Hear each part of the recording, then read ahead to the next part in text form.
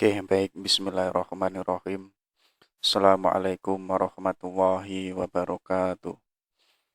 Alhamdulillahirabbil alamin. Wa bihi nasta'in wa ala umurid dunya waddin. Salatu wassalamu ala asrafil anbiya'i wal mursalin. Sayyidina wa maulana Muhammad wa ala ali Sayyidina Muhammad. Asyhadu an la ilaha illallah wa asyhadu anna Muhammadar Rasulullah. Raditu billahi robba wa bil islami dina bi Muhammadin nabiyya wa rasula. Rabbi zidna ilma waryuhna fahma. Amin amin ya Allah ya rabbal alamin. Allahumma arinal haqqa haqqa warzuqna tiba'ah wa arinal batila batila warzuqna istinabah. Oke, baik teman-temanku semuanya yang saya hormati. Kita lanjutkan lagi kajian kita pada malam hari ini. Malam ini kita ketemu salah satu di antara banyak para filosof purba. Ya, jadi teman-teman itu kalau membaca filsuf Prasokrates itu kan menemukan ada Pitagoras, ada Thales, ada Pitagoras, Demokritos, Parmenides dan lain sebagainya. Hari ini kita ketemu yang namanya itu Heraklitos, ya. Jadi beliau ini punya gagasan yaitu perubahan. Coba nanti kita cek ada apa saja ide-idenya dari Heraklitos ini. Jadi beliau ini adalah seorang filosof yang hidupnya sezaman dengan Pitagoras, ya. Jadi Pitagoras itu kan dikenal sebagai filosof yang menegaskan substansi alam semesta ini adalah angka. Makanya terkenal sekali yang itu disebut sakralitas angka. Jadi angka 1, angka 2, angka 3 itu punya sakralnya masing-masing. Dan beliau ini pun juga sezaman dengan Xenophanes. Dan Xenophanes ini punya murid namanya Parmenides. Jadi kalau Heraklitos itu mengatakan segala sesuatu yang itu menjadi realitas, semuanya itu berubah, tapi bagi Parmenides enggak. Ada sesuatu yang itu sifatnya tetap, itulah yang disebut Tuhan. Kalau memakai kacamata agama, Tuhan ini adalah Tuhan. Jadi kenapa kok alam semesta ini berubah-ubah? Kenapa kok nampaknya besok A sekarang B? Kamu yang sekarang ini kelihatan soleh tapi kok ternyata pagi-pagi sholat subuhnya itu jam 7. Lu itu kan berubah. Katanya soleh tapi kok sholatnya jam 7 waktu sholat subuh. Tapi bagi Parmenides adanya perubahan-perubahan macam-macam yang ada di realitas ini, hakikatnya itu adalah semu, hakikatnya itu adalah khayalan.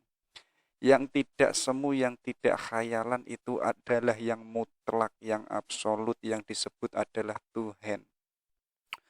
Nanti sangat terkenal sekali gagasannya Parmenides ini sebagai antitesanya dari Heraklitus. Jadi biasa kan kalau kita itu mempelajari pemikiran-pemikiran para filosof, pasti kita menemukan cara berpikir yang sifatnya demikian, nanti ketemu yang itu sifatnya berbeda.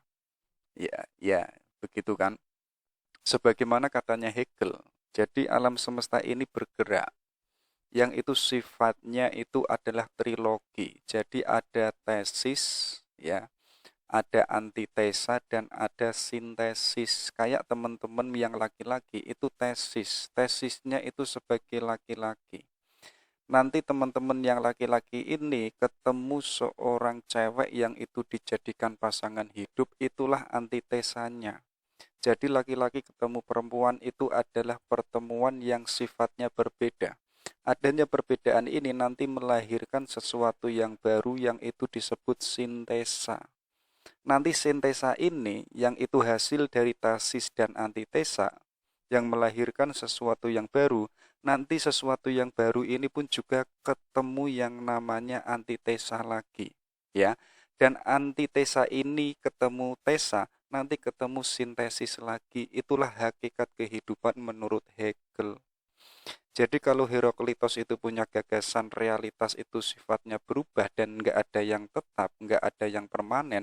Kalau Parmenides ini sebagai antitesanya, nggak adanya perubahan ini bukan hakikat, melainkan adalah kesemuan, tidak hakiki atau sifatnya itu partikular.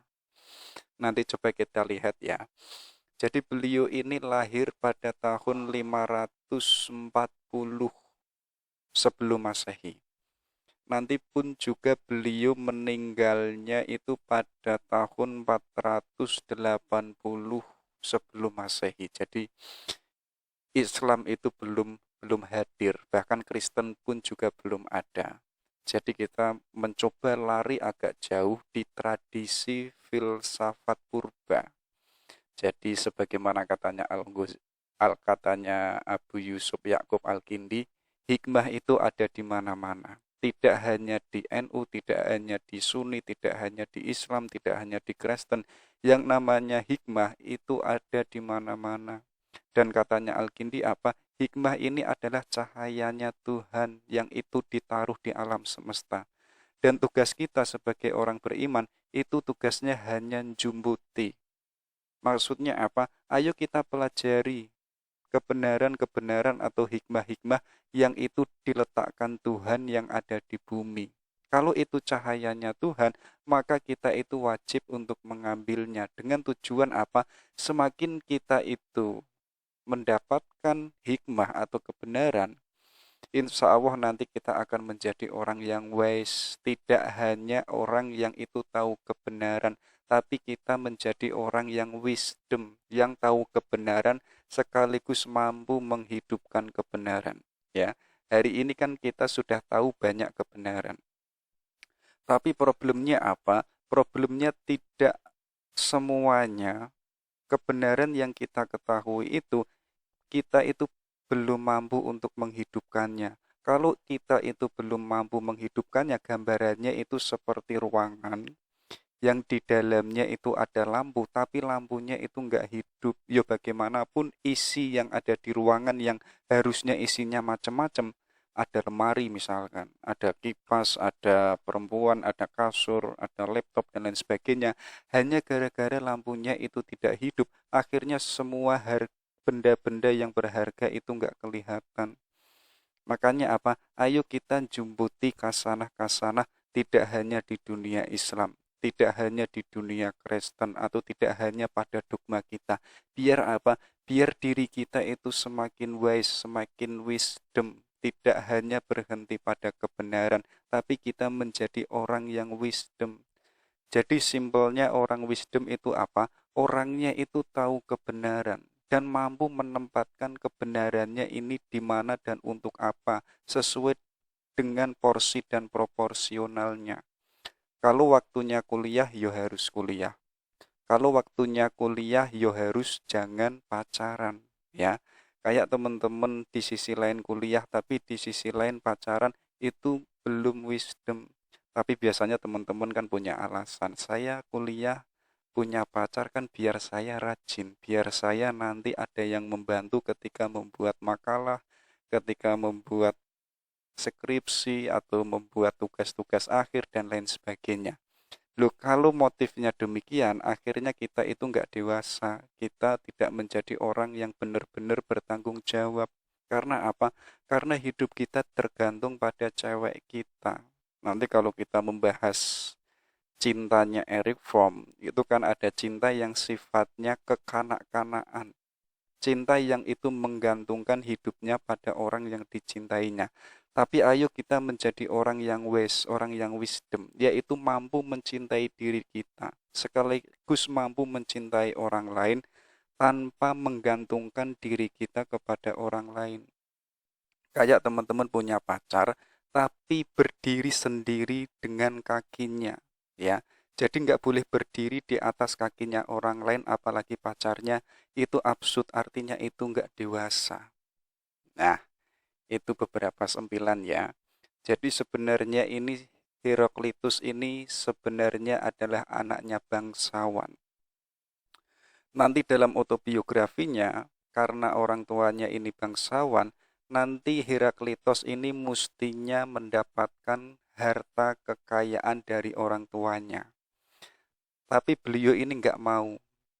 Yang pada akhirnya nanti Heraklitos itu apa? Harta kekayaannya yang itu dipegangnya, yang harus dia dapatkannya, itu nanti diberikan semuanya pada adiknya, dan beliau ini apa? Asik dengan filsafatnya, asik dengan berpikir.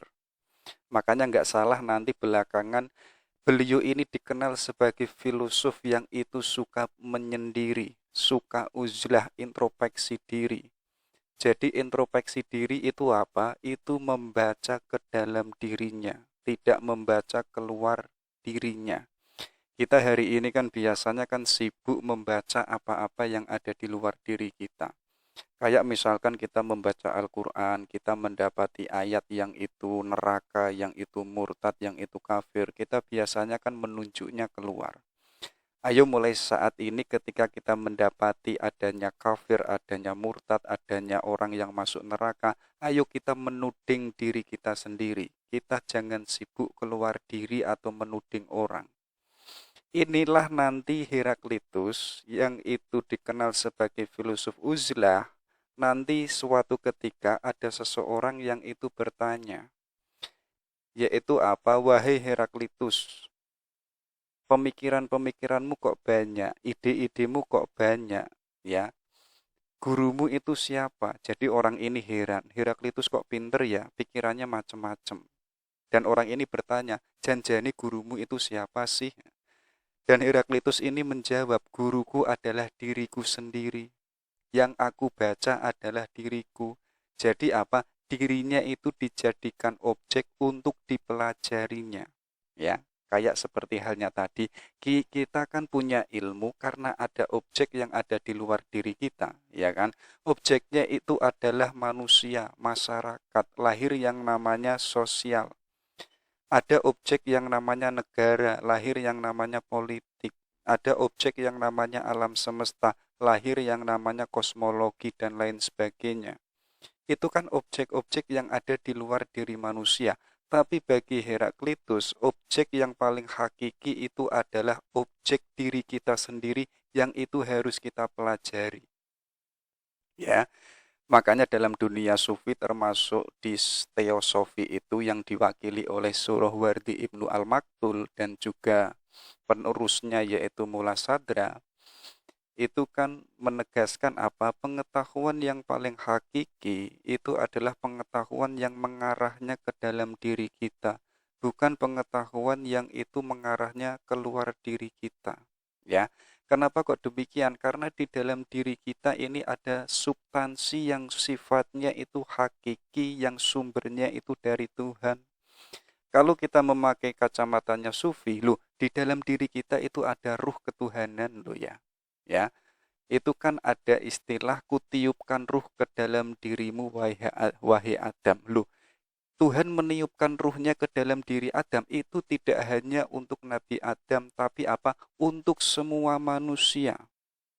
Tidak hanya umat Islam saja, orang Kristen pun juga sama, orang Yahudi pun juga sama. Artinya apa? Setiap manusia itu ada ruh ketuhanannya. Ya, kalau itu ada ruh ketuhanannya, ayo kita mencari rahasia yang paling hakiki yang sifatnya itu adalah mengarah ke dalam diri kita. Nanti kalau katanya Muhyiddin Ibnu Arabi kan beliau juga menegaskan, manusia itu adalah mikrokosmos, alam semesta yang sifatnya kecil, yang itu menempati alam semesta yang besar. Tapi jangan salah, di dalam diri manusia itu ada makrokosmos alam semesta besar. Ya, makanya nanti puncaknya gagasannya para sufi itu kan ada istilah insanul kamil, manusia yang sempurna. Ya, kenapa disebut manusia yang sempurna? Karena di dalam diri manusia itu ada elemen-elemen yang lengkap yang itu semuanya ada di alam semesta. Kalau alam semesta itu ada udara, di dalam diri manusia ada udara. Kalau alam semesta itu ada airnya, loh, di dalam diri kita itu ada airnya loh ya.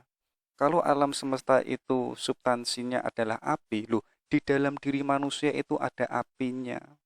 Kalau teman-teman nggak percaya, coba saat teman-teman itu marah, wajahnya itu kan merah, matanya itu kan merah.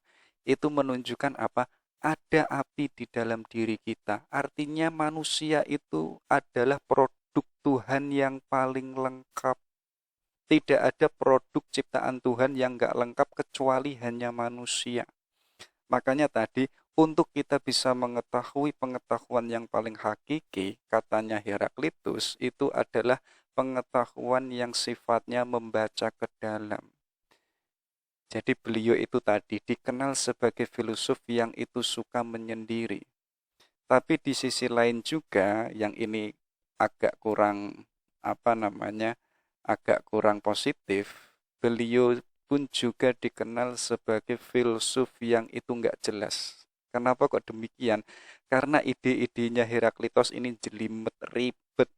Jadi bagi orang-orang yang itu saat itu mungkin ya, mungkin pun juga saat ini juga, ketika mempelajari ide-idenya Heraklitos itu sulit dipahami, logikanya ribet ya. Di lain pihak, ketika orang itu mempelajari ide-idenya Heraklitos, nanti tafsirannya itu beda-beda. Misalkan saya mempelajari atau membaca bukunya, saya menyimpulkan A. Nanti teman-teman itu sama membaca naskahnya Heraklitos, tapi teman-teman itu menyimpulkan B. Jadi satu naskah, satu tulisan yang dikarang Heraklitos ketika dipelajari oleh orang yang beda-beda, hasilnya pun beda-beda. Itu menunjukkan apa? Beliau tadi adalah filsuf yang itu nggak jelas, bukan berarti hidupnya nggak jelas, tapi ide-ide dan gagasannya itu sulit dipahami. Dan Heraklitus ini pun juga filsuf yang mendapatkan gelar, yaitu apa? The Wedding Philosopher. Jadi filsuf yang itu suka menangis, ya. Jadi berbeda dengan yang namanya itu Demokritos, ya. Kalau Demokritos itu filsuf yang suka ketawa-ketawa, ya. Jadi saat sedih, ngapain sedih, ketawa aja lah. Kayak teman-teman misalkan diputus sama ceweknya, ngapain sedih, ngapain nangis, kan masih ada cewek yang banyak, ya. Tapi bagi Heraklitos itu adalah bencana yang harus ditangisi karena ditinggalkan oleh cewek yang kita cintai.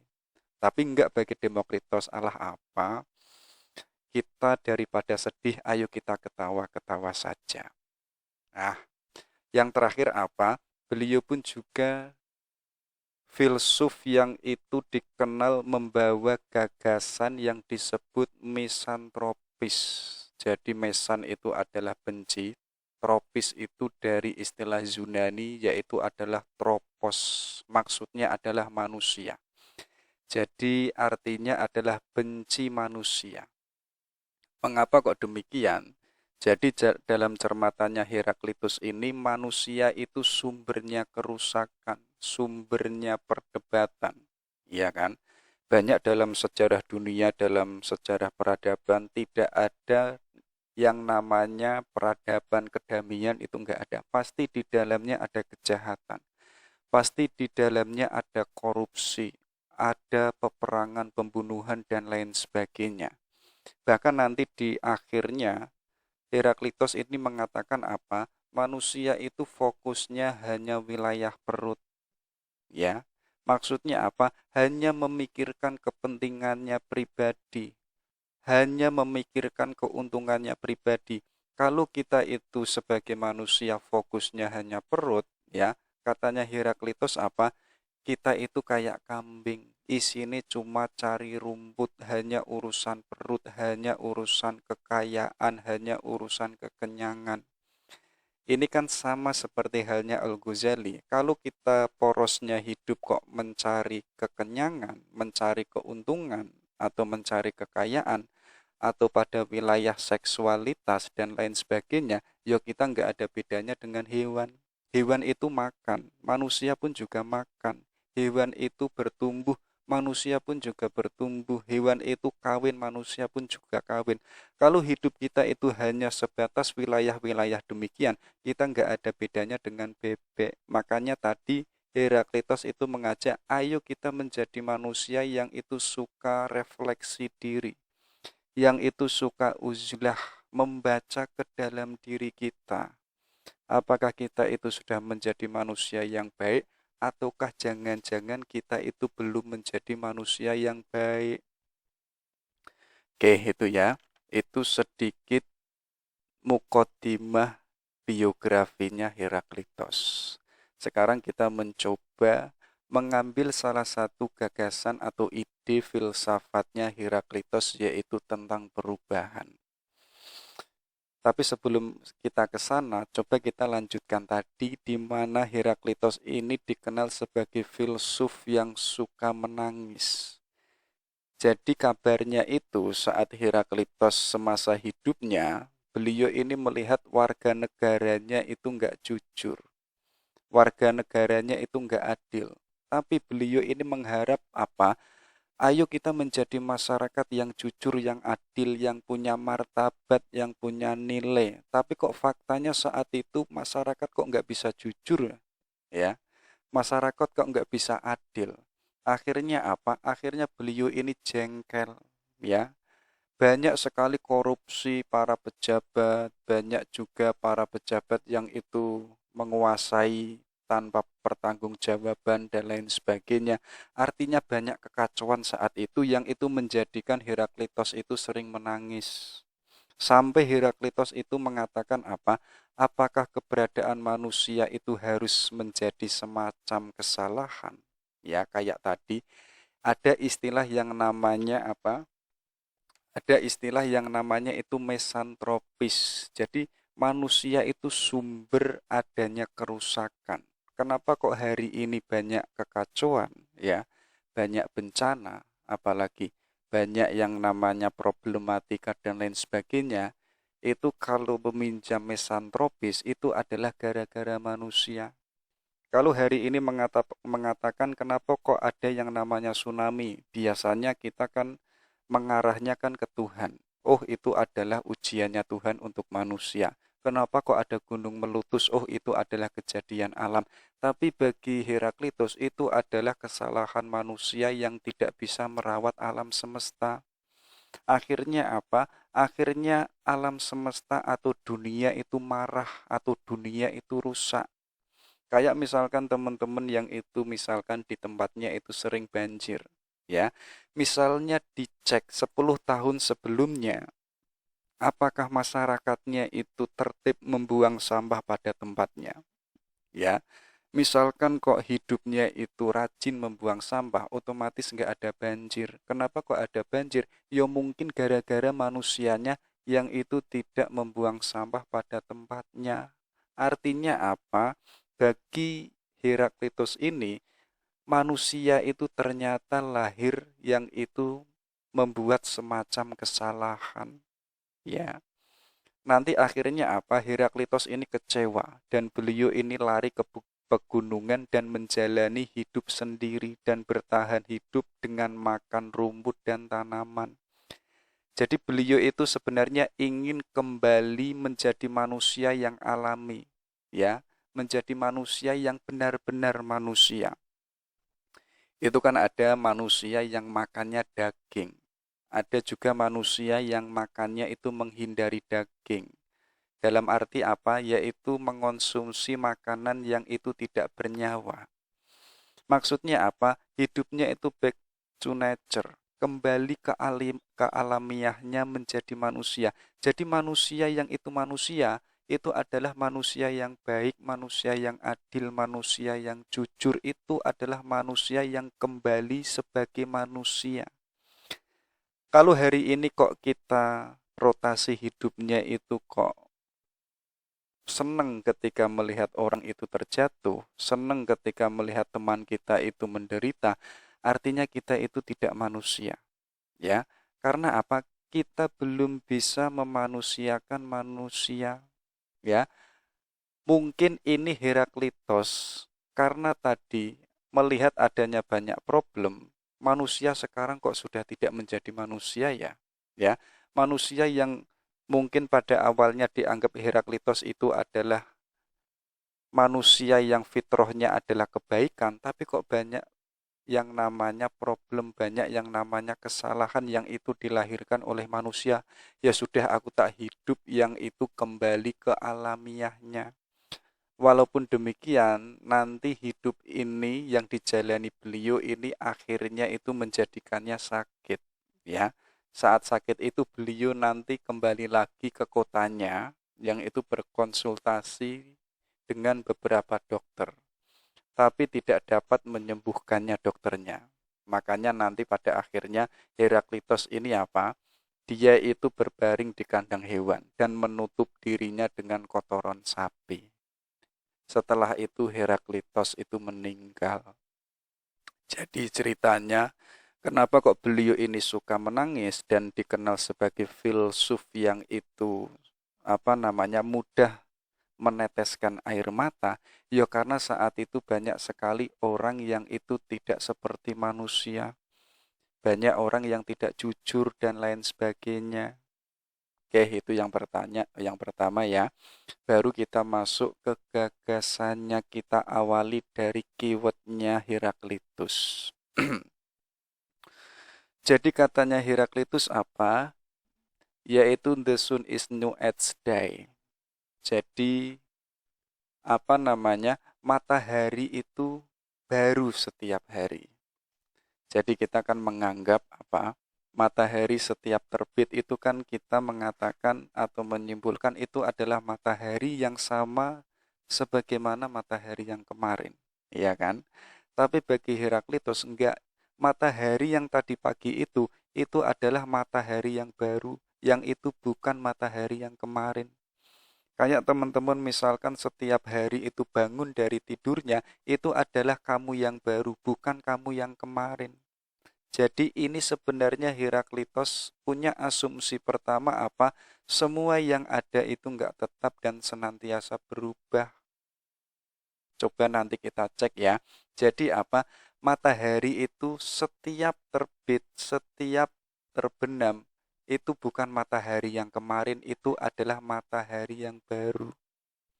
Oke, itu keywordnya Heraklitos. Baru kita masuk ke asumsi keduanya. Katanya beliau apa? Tidak ada sesuatu realitas yang sifatnya tetap. Semuanya itu berubah, ya. Makanya apa? Makanya ada istilah yang sangat terkenal sekali dari Heraklitos, yaitu Pantareikai Udenmene. Ini bahasa Yunani ya. Jadi semuanya itu mengalir dan tidak ada sesuatu pun yang tetap. Sebagaimana matahari tadi, matahari yang kelihatannya itu sama, ya, ternyata matahari yang itu terbit setiap pagi, ternyata itu bukan matahari yang kemarin. Kayak teman-teman mengatakan aku ini sebenarnya itu sama loh dengan aku yang tahun lalu, itu enggak. Ya, kamu yang tahun ini itu sudah berbeda. Mungkin jisimnya itu sama. Mungkin matanya itu sama kayak tahun lalu. Rambutnya mungkin yo hitam sebagaimana hitamnya rambut di tahun lalu. Loh, tapi kan cara berpikir kita kan sudah berbeda. Keyakinan kita pun juga sudah bertumbuh. Ya kan? Bahkan ide-ide kita yang tahun kemarin belum kita ketahui, sekarang kita sudah mengetahui idenya Heraklitus. Artinya apa? Kita itu senantiasa mengalir. Artinya realitas yang ada di alam semesta ini itu enggak ada yang tetap, semuanya itu mengalir sebagaimana aliran yang ada di sungai. Jadi kalau ada ceweknya teman-teman mengatakan, "Mas, kamu itu sudah tidak seperti kamu yang dulu," katakan saja, yaitu Pantai Rekai Yudenmene. Semuanya itu mengalir, Dek, dan tidak ada sesuatu yang tetap. Jadi kalau kamu mengharapkan aku itu seperti aku yang dulu, artinya aku tidak berkembang, artinya aku tidak maju. Ada juga dari Heraklitus mengatakan apa? The only thing that is constant is change. Jadi satu-satunya yang tetap itu adalah perubahan itu sendiri, ya.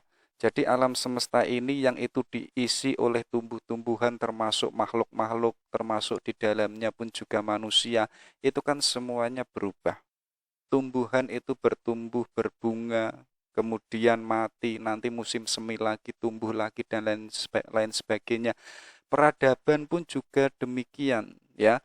Peradaban atau kerajaan yang mulanya itu dibangun oleh seorang raja, kemudian berkembang, kemudian maju, kemudian mengalami masa keemasan, nanti mengalami masa kemunduran, nanti mengalami masa kehancuran. Loh, ini kan perubahan semua, ya kan? Tapi bagi Heraklitus ada loh yang itu tidak berubah. Walaupun kelihatannya alam semesta ini berubah, tapi ada yang itu tidak berubah, yaitu adalah perubahan itu sendiri. Kalau kita memakai kacamata agama, ya, Tuhan itu enggak berubah. Tapi alam semesta ini yang diciptakan oleh Tuhan, itu sifatnya berubah-ubah, sifatnya nisbi, sifatnya adalah semu. Yang tidak semu, yang itu tidak nisbi adalah perubahan itu sendiri. Jadi perubahan yang ada yang itu tidak berubah adalah perubahan itu sendiri. Ada juga yaitu it is in singing that we find purpose. Jadi dalam perubahan itu kita akan menemukan tujuan. Jadi teman-teman, hari ini kok nggak mau berubah, nggak mau berkembang, nggak mau bergerak. Bergerak itu kan berubah. Berpikir itu pun juga berubah. Teman-teman tidur, bangun dari tidur itu pun juga berubah. Teman-teman yang hari ini mungkin di Semarang, yang besok pagi sudah tiba di Yogyakarta, lu itu kan perubahan juga. Nah, katanya Heraklitos, adanya perubahan ini, kita itu akan menemukan tujuan. Ya, ayo teman-teman senantiasa menambah ilmu, senantiasa menambah wawasan. Lu, menambah ilmu ini kan perubahan juga. Nanti kita akan menemukan tujuan kita yang kita harapkan. Kalau teman-teman yang hari ini melakukan sesuatu yang baik misalkan, nanti pun juga pada akhirnya menemukan tujuannya yaitu menjadi manusia yang baik. Kayak gambarannya itu loh, kayak saat teman-teman itu naksir sama cewek, pengen ngejar, ya kan? Piye carane mendapatkan dia? Wah, jurusnya macam-macam. Ada jurus WA, ada jurus traktir, ada jurus rayuan, ada jurus perhatian, apalagi ada jurus apa namanya dan lain sebagainya. Loh, jurus-jurus untuk mendapatkan si cewek ini kan perubahan, ya kan? Nanti dari adanya jurus-jurus ini, bahasanya jurus ya, adanya jurus-jurus yang kita usahakan ini, nanti tujuannya apa? Kita akan menemukan cewek yang kita harapkan. Jadi apa? Kalau teman-teman hari ini kok tidak mau berubah, ya kita tidak akan menemukan tujuan. Ya, makanya ada istilah apa? Orang yang itu mencari. Loh, mencari ini kan perubahan juga. Ya kan? Makanya apa? Kalau ada orang yang mau mencari, pasti dia akan menemukan sesuatu yang dicarinya. Kalau hari ini kita tidak mau mencari, dalam istilah lain apa? Tidak mau mencari itu tidak mau berubah, ya kita tidak akan menemukan apa yang kita cari karena kita tidak mau mencari. Kayak teman-teman itu loh, pengen punya cewek tapi nggak mau mencari cewek, yo pada akhirnya tidak akan menemukan cewek. Kenapa kok demikian? Karena banyak teman-teman kita yang itu mengejar cewek itu tidak mendapatkan cewek, apalagi yang itu tidak ngejar cewek. Jadi apa? Ayo kita senantiasa untuk menjadi manusia yang itu selalu berubah, biar kita itu menemukan tujuan yang kita harapkan. Walaupun tujuannya nanti itu tidak sebagaimana yang kita harapkan, tapi kita itu sudah menjadi manusia yang berubah. Kayak teman-teman itu loh, misalkan ngejar cewek yang itu jurusnya itu apa? Pengen tampil menjadi manusia yang itu sregep kuliah. Dengan harapan apa? Biar ceweknya itu terpesona. Loh, nanti pada akhirnya kalau ceweknya ini tidak terpesona, tapi kan teman-teman ini menjadi manusia yang rajin. Tidak rugi, tapi apa? Tapi untung. Untungnya apa? Dirinya itu sudah berubah menjadi manusia atau menjadi mahasiswa yang dulunya itu males-malesan, sekarang sudah menjadi manusia yang rajin. Makanya apa? It is in saying that we find purpose. Ayo kita senantiasa berubah biar kita itu menemukan apa yang kita inginkan. Ini pun juga sangat terkenal sekali dari Heraklitos. Katanya apa? Yaitu no man ever step in the same river which, for it's not the same river and he's not the same man. Jadi tak seorang pun itu bisa melangkah di sungai yang sama dua kali.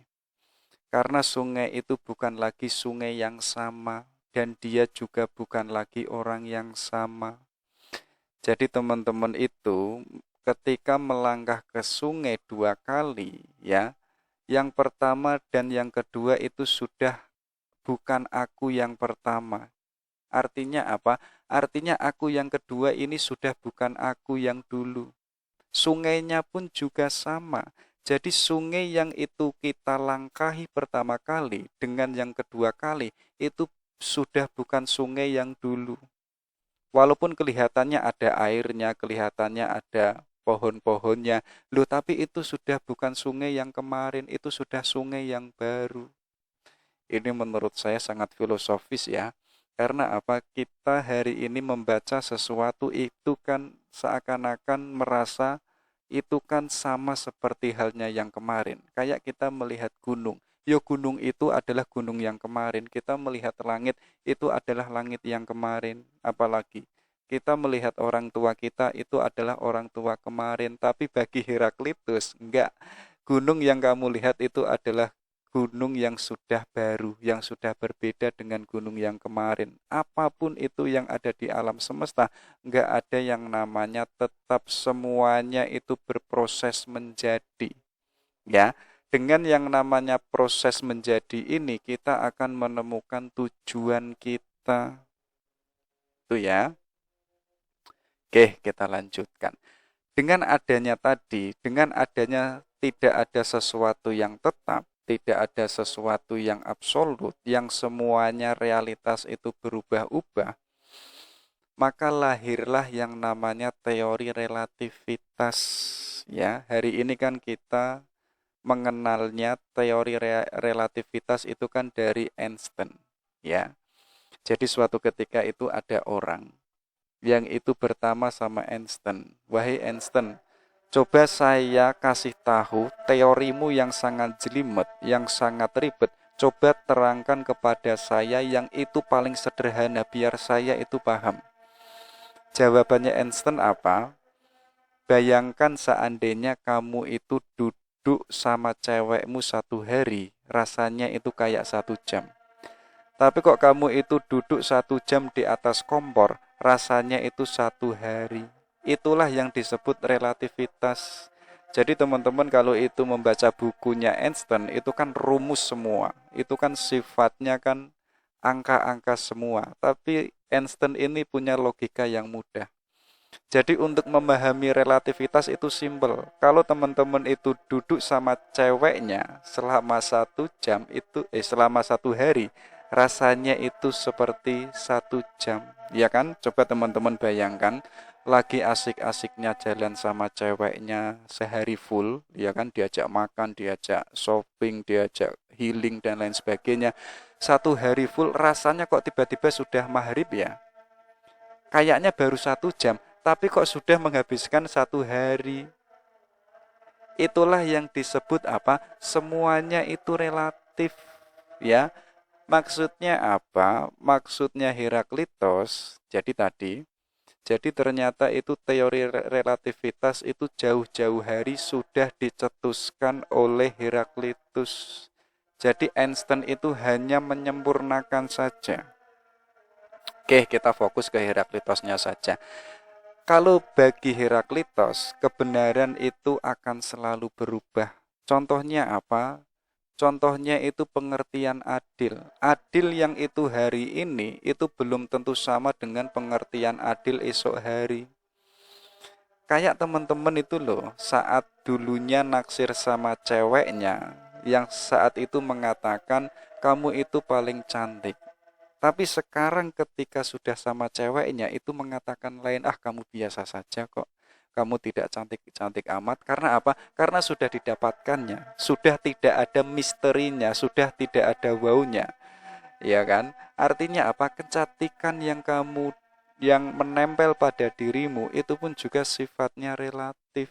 Makanya hari ini kan kita sering debat, ya kan? Ah, cantik itu relatif. Ada yang mengatakan lagi, cantik itu ya ada di dalam hati dan lain sebagainya. Loh, tapi walaupun demikian, yang namanya cantik itu memang relatif. Saya mengatakan kamu itu paling cantik, tapi teman saya mengatakan enggak, kamu itu biasa saja. Iya kan, banyak kan kita menemukan fakta, ada seorang suami istri yang itu istrinya biasa-biasa saja bagi kita, tapi bagi sang suami dia itu adalah yang paling cantik, dia itu adalah sebagaimana seorang ratu. Loh, tapi bagi kita itu biasa loh ya. Itulah yang disebut relatif, kayak seperti halnya Heraklitus mencontohkan keadilan. Jadi mungkin keadilan yang hari ini kita yakini sebagai keadilan, mungkin 10 tahun lagi keadilan yang kita yakini hari ini sudah berbeda. Keyakinan pun juga sama. Kayak teman-teman dulu waktu SD meyakini Tuhan itu adalah seperti halnya raksasa punya jenggot misalkan, atau punya trisula. Loh, tapi saat teman-teman itu kuliah, Tuhan itu Maha Esa, besarnya itu seluas langit, seluas alam semesta. Loh, itu kan berbeda. Keyakinan saat kecil dan saat kita sudah menjadi mahasiswa, artinya apa? Semuanya itu relatif, semuanya itu berubah-ubah, nggak ada yang namanya yang tetap, itu nggak ada. Nanti dari situ Heraklitos itu sampai pada kesimpulan apa? Yang paling mendasar dari alam semesta ini itu bukan bahan dasarnya, akan tetapi apa? Yaitu proses kejadiannya yang senantiasa berubah-ubah. Tadi kan beliau kan mengatakan adanya perubahan itu kita akan menemukan tujuan, kita akan menjadi sesuatu yang baru. Jadi Heraklitos enggak penting bahannya itu apa, itu enggak penting. Kayak manusia atau kayak alam semesta bahannya itu apa enggak jelas. Yang jelas itu apa? Yaitu adalah perubahan-perubahan yang ada di alam semesta yang itu menjadi substansi dari alam semesta itu, termasuk adalah manusia. Adanya perubahan-perubahan ini yang ada di alam semesta, itulah yang disebut nanti atau yang melahirkan teori relativitas. Semuanya itu relatif. Atau dalam bahasa lain, semuanya itu adalah tergantung kacamata kita dalam membaca objek, ya kan? Kayak tadi mengatakan itu adalah keadilan. Loh, perspektif mana yang kita pakai, kacamata yang mana yang kamu pakai, ya. Kalau kacamata yang kamu pakai itu sosiologi, mungkin itu adil, tapi kacamata yang saya pakai itu adalah aksiologi, itu mungkin gak adil. Itu kan macam-macam. Oke, itu ya. Ini yang menurut saya agak unik dari Heraklitos, ya. Jadi segala realitas tadi yang berubah-ubah itu ada oposisi dan harmonis. Ya, jangan salah, adanya perubahan-perubahan yang ada di alam semesta itu bukan pertentangan. Makanya di Heraklitos itu ada gagasan yaitu oposisi. Tapi adanya oposisi ini ada juga yang namanya harmoni. Jadi sebelumnya itu ada gagasan dari Anaximenes yang menyebutkan apa? Adanya pertentangan itu sebagai ketidakadilan. Jadi yang seperti yang saya sebutkan tadi, ada tesa dan ada antitesa. Itu kan kita merasa itu bukan keadilan. Karena apa? Karena satu tesa dengan antitesa itu saling bertarung. Kayak ada malam, ada siang. Kita kan merasa itu adalah sesuatu yang itu tidak rukun, yang itu pertentangan. Tapi bagi Heraklitos enggak, jangan salah, adanya pertentangan itu adalah sebagai prinsip keadilan loh ya. Ya, misalkan dulu Indonesia seandainya tidak dijajah, mungkin kita itu tidak menjadi warga negara yang merdeka. Ya, Kenapa kok kita itu menjadi warga negara yang warga negara yang merdeka dan kita itu otonom menjadi negara? Karena dulunya kita itu dijajah. Dijajah ini adalah pertentangan dan itu bagi Heraklitus itu adalah prinsip keadilan. Jadi walaupun demikian, yang realitas ini kelihatannya adalah pertentangan karena adanya perubahan-perubahan yang itu ada di alam semesta, itu adalah terdapat satu kesatuan yang sifatnya itu harmonis. Ya, itu loh Heraklitus itu menyebutkan, kita itu tidak akan mampu mengenali apa itu siang tanpa kita itu mengetahui apa itu malam. Sama seperti halnya kita itu tidak akan mengerti adanya kebahagiaan kalau kita itu tanpa mengetahui adanya kesengsaraan. Kayak teman-teman itu merasa bahwa nikmatnya minum kopi. Loh, sebelumnya karena tahu karena sebelumnya itu tidak pernah minum kopi. Tapi bagi teman-teman yang setiap hari minum kopi, itu rasanya biasa-biasa saja. Atau bisa kayak teman-teman itu merasakan indahnya bersama ceweknya. Karena teman-teman itu tahu kondisi saat di masa jomblonya. Loh, tapi dengan adanya pertentangan ini ya, kita itu akan menemukan apa? Sebagaimana beliau tadi mengatakan, kita akan menemukan tujuan sesuatu yang baru. Kita akan becoming, kita akan menjadi.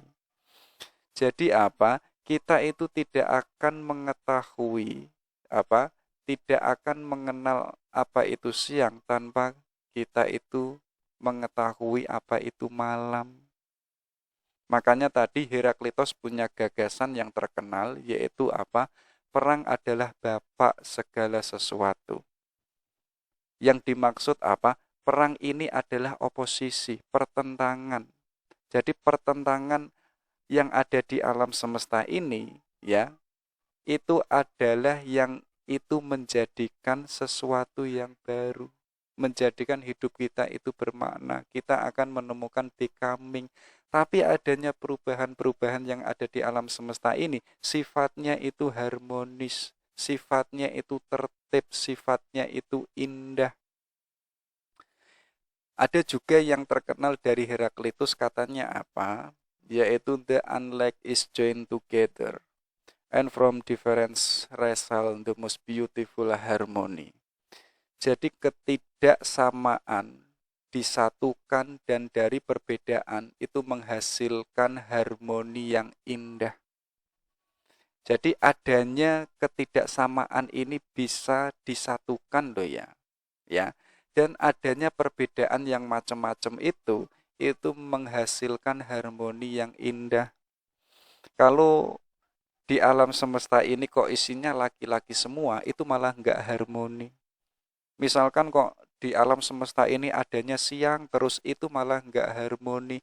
Ada siang harus ada malam, ada laki-laki harus ada perempuan, ada adil harus tidak ada ketidakadilan. Kenapa kok hari ini ada keadilan? Ya karena sebelumnya ada ketidakadilan. Kayak tadi, kenapa Indonesia itu menjadi warga negara yang itu merdeka? Ya karena sebelumnya kita itu pernah dijajah.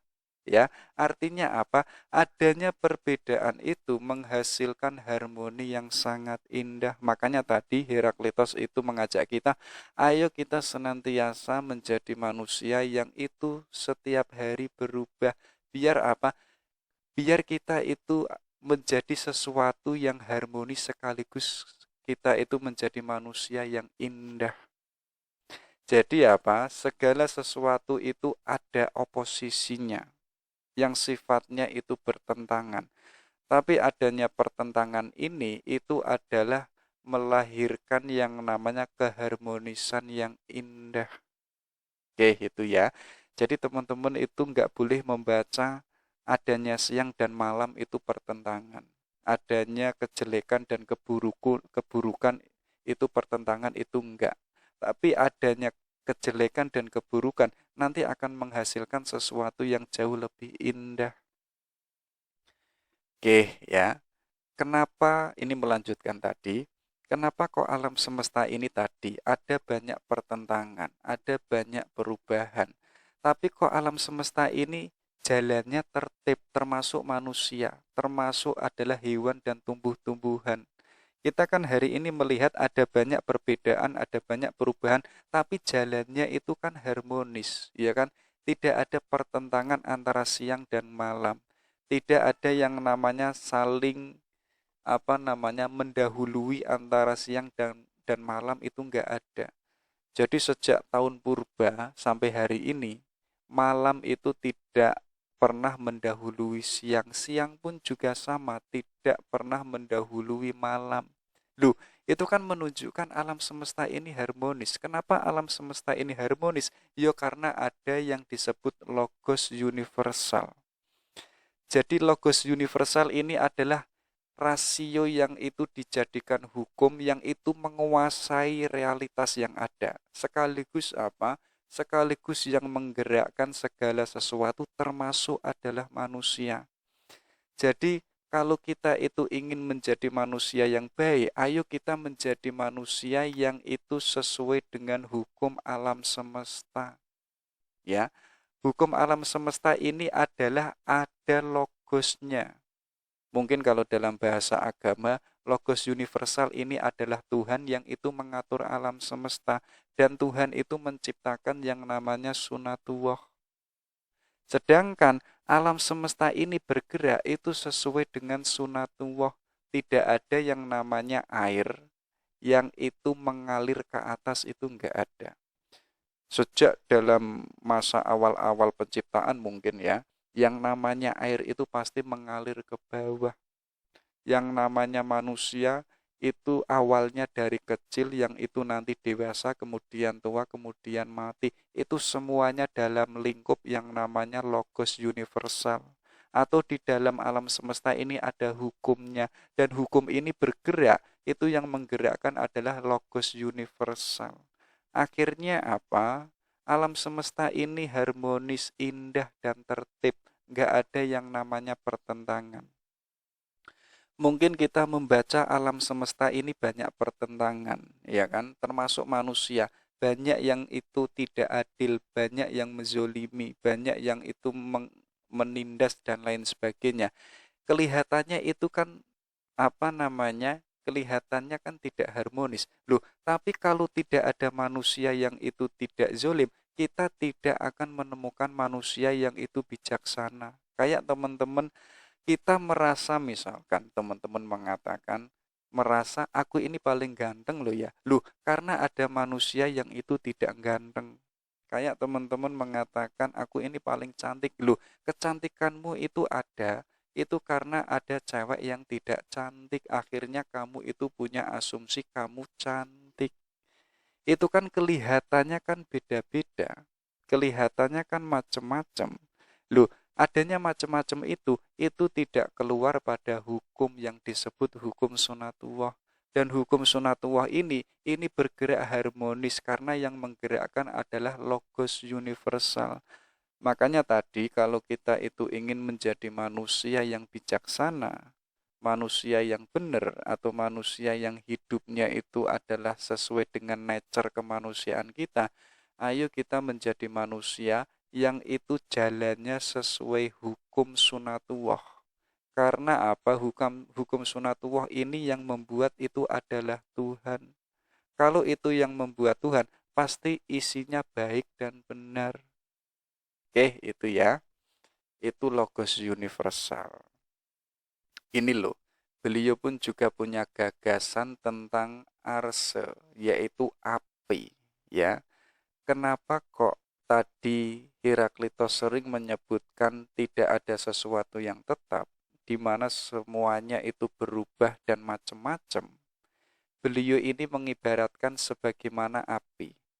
Jadi api ini merupakan prinsip dasar dari adanya perubahan. Coba dicek ya, api itu kan sifatnya kan tetap, ya kan? Ada api kecil, ada api yang warnanya merah, bahkan ada api yang warnanya itu hijau. Itu kan kelihatannya macam-macam, ya kan? Tapi yang namanya api itu tetap menjadi api.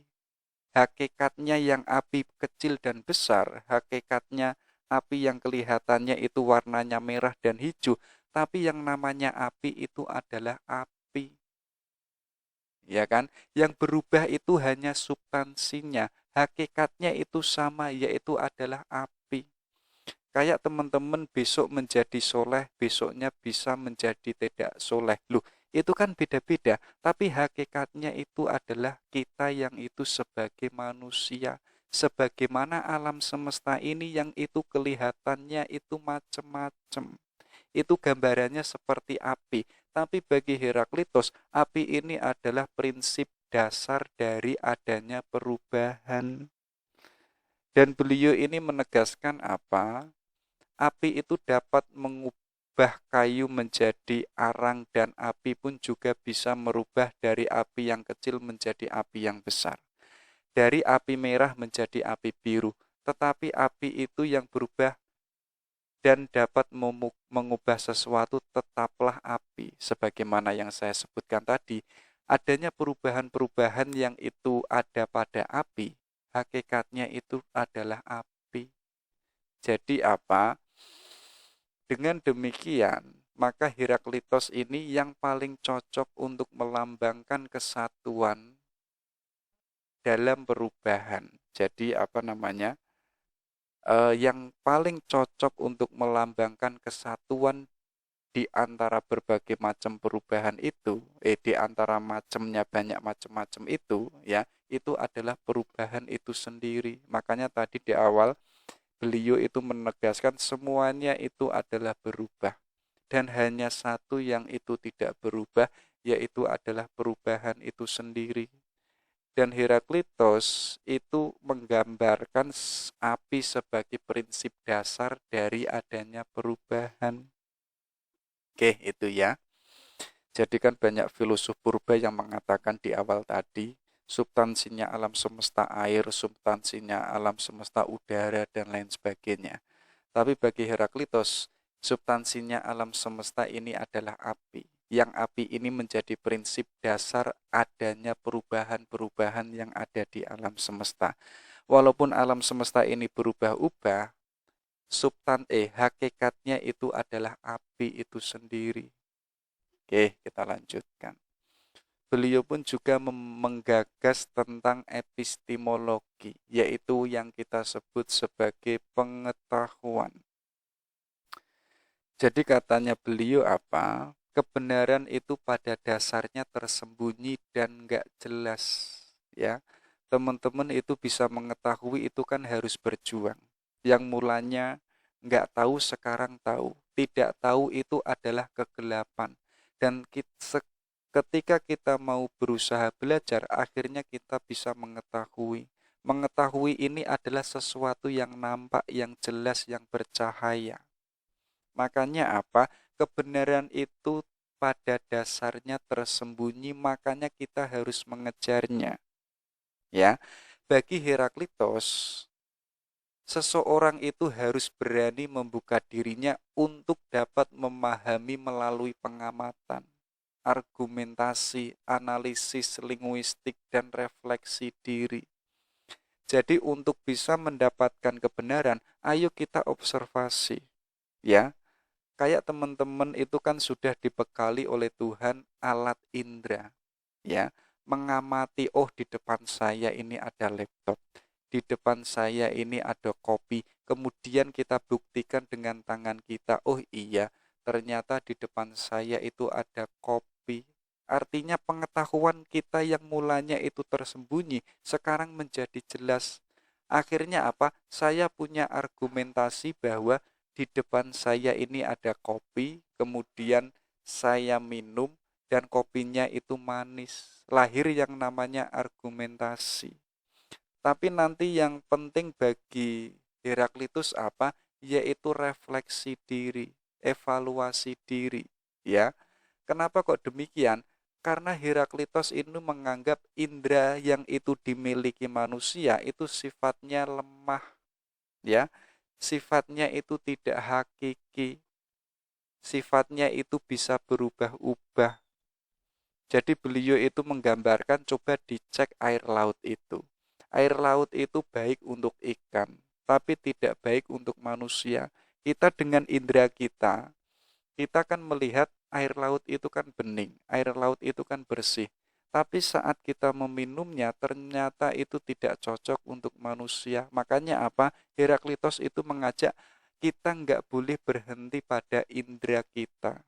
Ya, kalau dalam basisnya epistemologi barat, indera ini sebagai basis adanya lahirnya ilmu pengetahuan yang itu nanti meledak di Renaissance. Iya kan?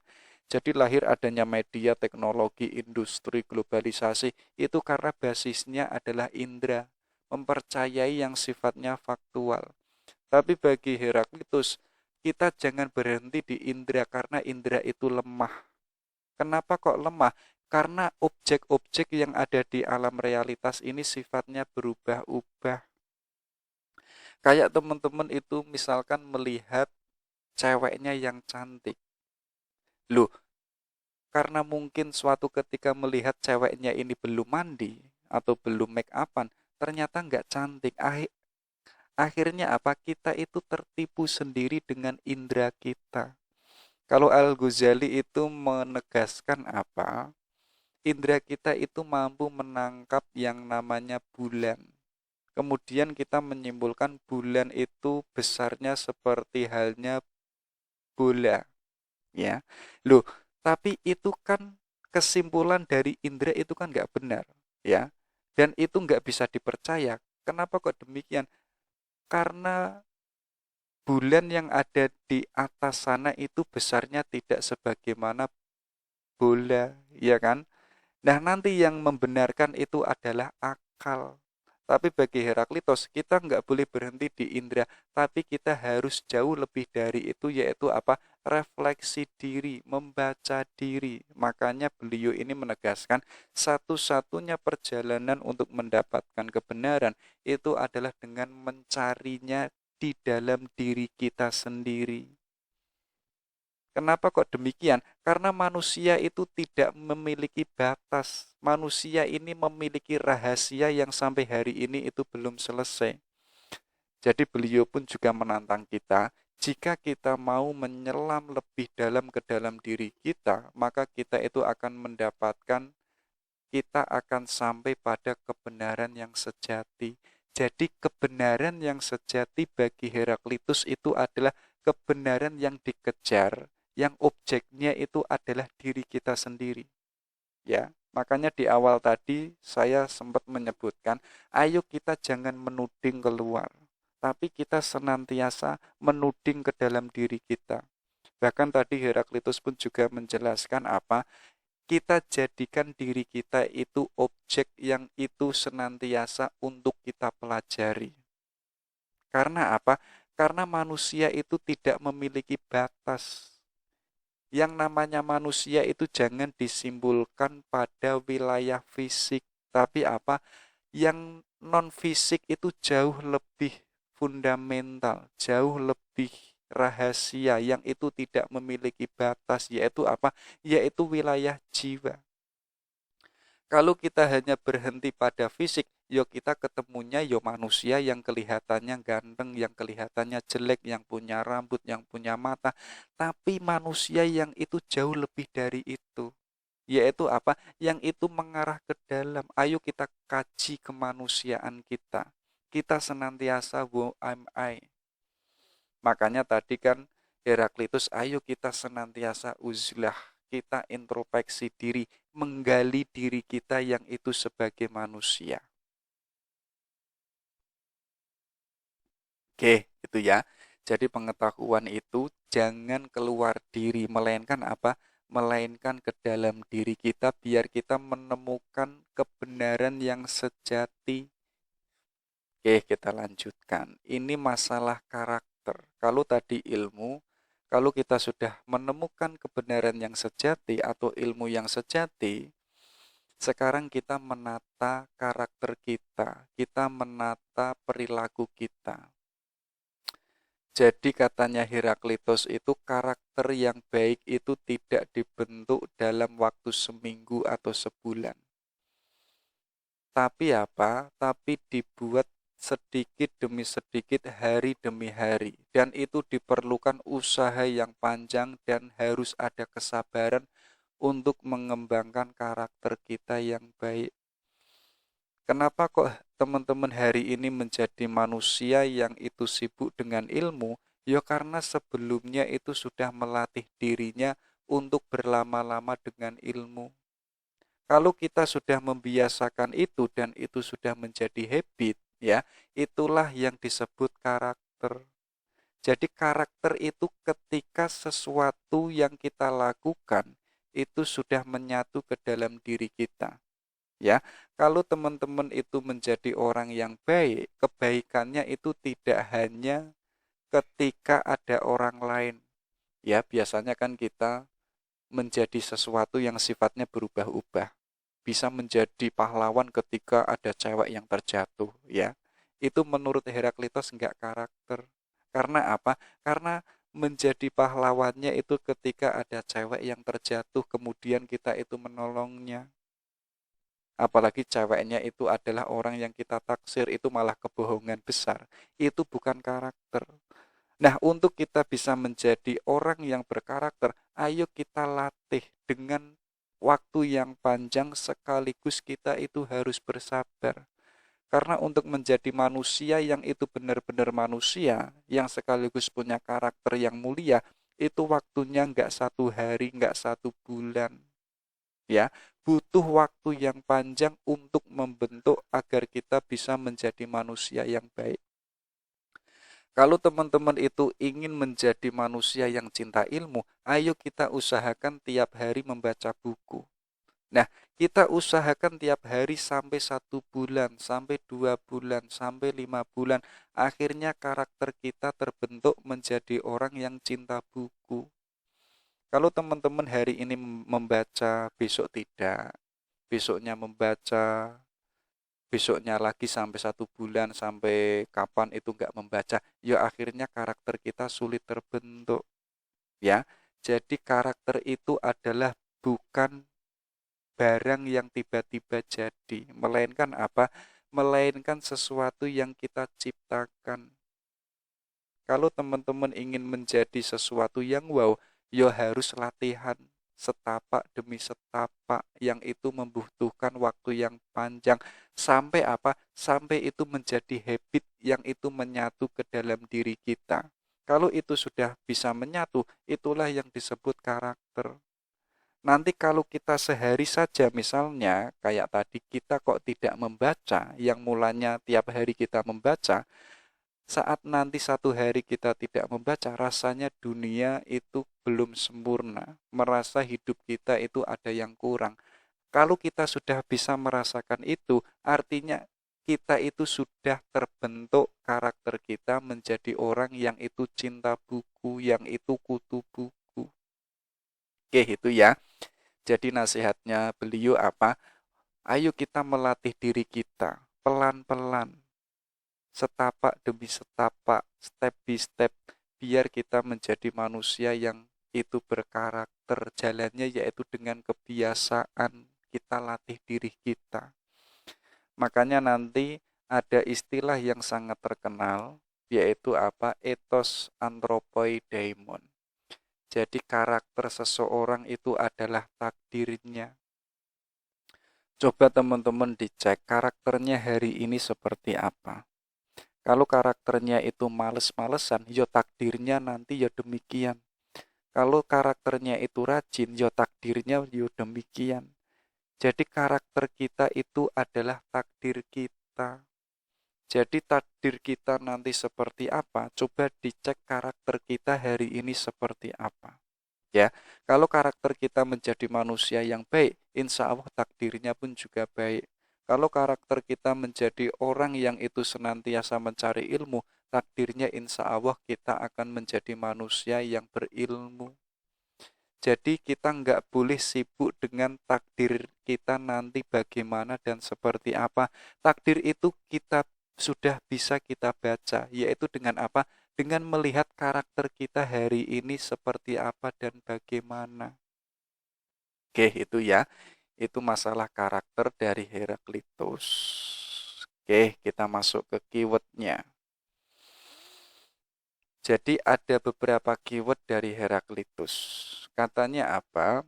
Yaitu the good everything is beautiful, good and just. Jadi maksudnya itu bagi Tuhan semuanya itu indah, baik dan adil. Tapi dilanjutkan to human whoever thinks something are unjust and unjust.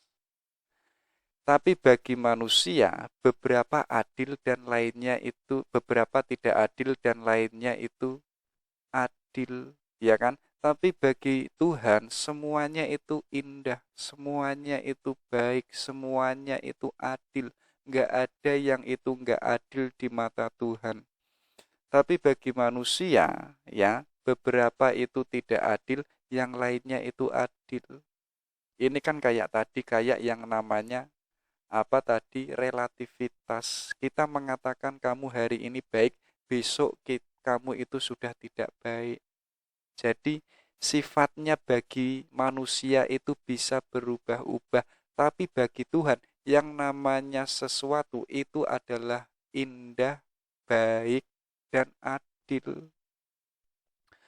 Ada juga yaitu those who love wisdom must investigate many things. Yang mencintai kebijaksanaan harus menyelidiki banyak hal. Jadi teman-teman, kalau ingin menemukan kebenaran atau kebijaksanaan, teman-teman itu harus curiosity and wonder. Harus takjub dan rasa ingin tahunya itu besar. Dan sekaligus apa? Berani menyelidiki semua realitas yang ada. Disitulah teman-teman akan menemukan wisdom. Sekaligus apa? Nanti akan menjadi manusia yang wise, manusia yang bijaksana. Tapi kok hari ini kita tidak mau, tidak ada rasa yang namanya penasaran, tidak ada yang namanya takjub pada realitas, yuk kita sulit menemukan kebijaksanaan.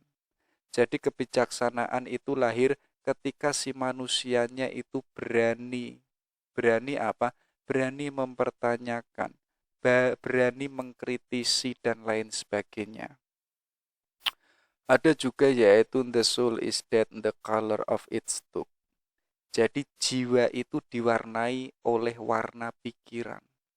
Jadi ayo kita menambah wawasan, ayo kita menambah kebijaksanaan, ayo kita menambah ilmu. Biar apa? Biar jiwa kita itu diwarna. Kenapa kok warna jiwa kita itu putih? Itu adalah tergantung isi yang ada di pikiran kita. Misalkan teman-teman hari ini kok mudah marah, ya mungkin apa? Mungkin pikirannya itu ide-idenya banyak tentang kemarahan. Nah, bagi Heraklitus, the soul is then the color of its tube. Jadi apa? Jiwa ini warnanya apa? Itu tergantung warna yang ada di pikiran kita. Makanya apa? Ayo kita isi yang baik-baik saja. Pikiran kita itu isi yang indah-indah saja, isi yang itu wow semua misalkan. Biar apa? Biar jiwa kita itu diwarnai, yang itu diwarnai oleh isi yang ada di otak kita. Ada juga yaitu much learning does not teach understanding. Banyak belajar tidak mengajarkan pemahaman, ya. Kayak teman-teman itu kuliah itu kan dijejeli materi-materi yang banyak sekali. Ada teologi, ada hukum, ada filsafat, ada pendidikan, ada evaluasi pendidikan, administrasi dan lain sebagainya. Itu bagi Heraklitus apa? Itu malah tidak menjadikan kita paham. Karena banyak sekali yang kita pelajari, akhirnya kita itu nggak paham. Untuk kita itu bisa paham, yuk kita fokus pada yang itu kita pelajari saja. Fokus pada satu bidang dan kita dalami semuanya. Biar apa? Biar kita itu paham. Tapi kok kita memahami macam-macam, ada fikih, ada ini dan lain sebagainya, ya akhirnya kita itu tidak paham. Karena apa? Karena pikiran kita itu sibuk dengan macam-macam. Tapi kok kita hanya fokus pada satu studi dan kita itu serius betul pada studi itu, ya kita nanti akan ketemu pada pemahaman yang mendalam, dan pengetahuan kita tentang studi itu benar-benar radikal, benar-benar mendalam. Oke, itu ya. Itu keywordnya dari Heraklitus.